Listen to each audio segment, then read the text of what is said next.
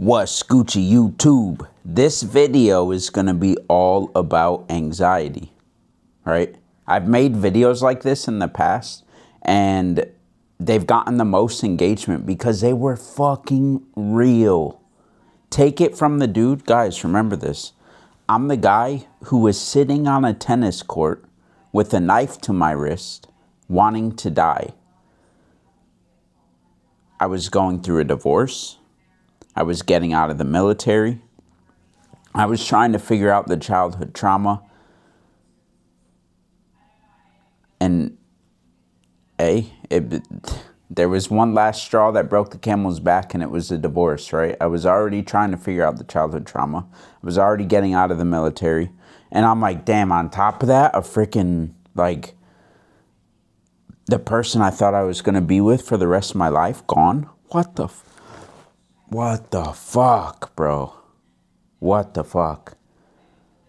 So, I've experienced what you've experienced. Like, I was on 8 different psych meds. Mind you, one of the psych meds, the doctor told me, he said, hey, bro, up to 4 times a day, if you ever feel anxious, you just pop this and you'll be good. Like, brother, how bad is that? That somebody gave me this, it was a Band-Aid. Somebody gave me this Band-Aid and said, here you go, bro. Take this pill. Instant gratification. It's no different than instant gratification from anything else. It almost instantly solved the problem. Within 30 minutes, guess what? Problem gone. Boom. Right? So, I had to learn very, very quickly that if I continued to stay on the psych meds, the anxiety wasn't going away. Like, what was actually fucked is you become more and more and more addicted to the psych meds the longer you stay on them. Because what happens is, as soon as they start to wear off and you start to feel again, it's more and more painful every time the psych meds wear off. So you feel your emotions harder and harder and harder, and then you're like, oh, no, I gotta take my meds, Well, I got tired of that. I didn't feel human. Couldn't connect with people. Felt like I had no emotions, no thoughts running through my head. I would literally sit there and like search in my brain for a thought. Think about that. We're humans. Like, and I think what was most, what hurt me most about the thought thing is that I knew that me not having thoughts in my mind, guess what it meant? No spiritual connection. So, it's like, all those psych meds did not help the anxiety. It just made it worse. Because it was, like I said, it was a Band-Aid. So once I ripped the Band-Aid off, I literally woke up one day, I said, fuck this. I'm not doing this psych med shit anymore. Fuck that.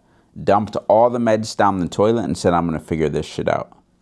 And very, very quickly, I started to figure out, oh shit, this anxiety is like, it's fake. It's a figment of my imagination, basically.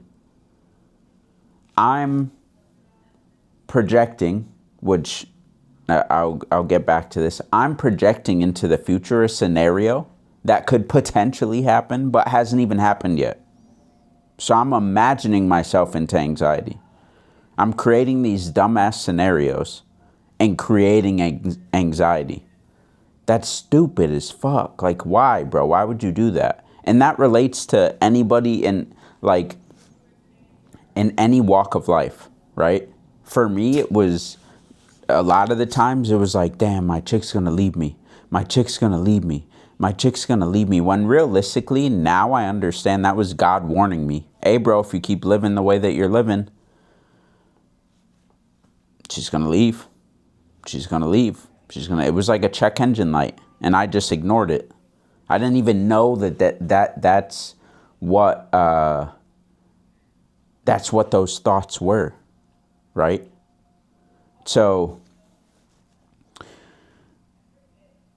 dropped the psych meds, started to understand, okay, like I'm just creating these stories.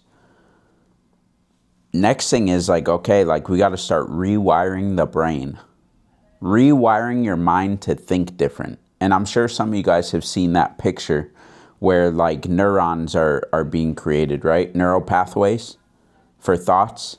And then I'm sure you've seen the one of neural pathways like dying in the brain, right? So like I had to go through the process of killing off all those thought processes. And I remember getting my current girlfriend, when I first started dating her, I had the same thoughts that I had about my ex. Oh, she's going to leave me. Oh, she's going to cheat on me. Oh, she's going out so she can hide some shit behind my back. And like, bro. And I had to work on removing those, right? The more I removed those, the less anxiety I had. So as I'm saying this, there's a story right now that you repeat to yourself in your mind that gives you anxiety, and you know it doesn't serve you, and you know you need to work on creating the opposite story in your mind. That's your homework. Start being aware of what's going on up here so that when you feel anxious, you can be like, oh shit, I'm being stupid again. Creating some stupid ass scenario in my mind. And that's what I had to do with myself. I'm like, bro, shut up. Shut up. You're doing it to yourself. You can fix it very, very easily by just not repeating the stupid ass story, by stopping it. Nope, I only think this way. And what's helped me is this right here, right? Like, think about what creates the thought pattern, us thinking. This helps us think better. I can write down thoughts that I want to have on a consistent basis. I can write them down every single day. Write down the way I view myself, write down the way I think, the way others view me, right? And this will start to change your mind the more you write. The more you speak better too. The more you, instead of speaking death over your life, like, oh, I'm depressed, I'm anxious, I'm this, I'm that, right? You can speak life over it. I'm happy. I enjoy life. I am charismatic, right? Like, you can speak all these positive things over your life. And one of the number one things that helped me in my journaling was creating a standard for the thoughts, the standard of thought I allow to exist in my mind. And that standard is I only allow positive, uplifting, abundant thoughts. That's it. That is what I give energy to, nothing else. If it doesn't meet that standard, it doesn't get energy. And that right there in itself, so I want to give you some action steps. First, start becoming aware of the dumbass stories you're telling yourself in your mind that then make you feel anxious. Once you do that, start using your journal to combat them. So like, let's say, let's say you have a similar thought like I did. Oh, my chick's gonna leave me, right? You write, my girlfriend, my wife, whatever, loves me for who I am. Loves me for my work ethic, loves me for the husband or for the boyfriend that I am, right?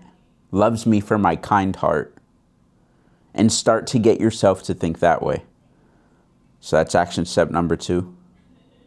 And number 3, do that shit every day. Do not miss. Do it every fucking day. Because the days that you don't are the days that this will be a mess. I promise you. I've experienced it. In the beginning, I was on and off, and it didn't serve me. So, let's get to it.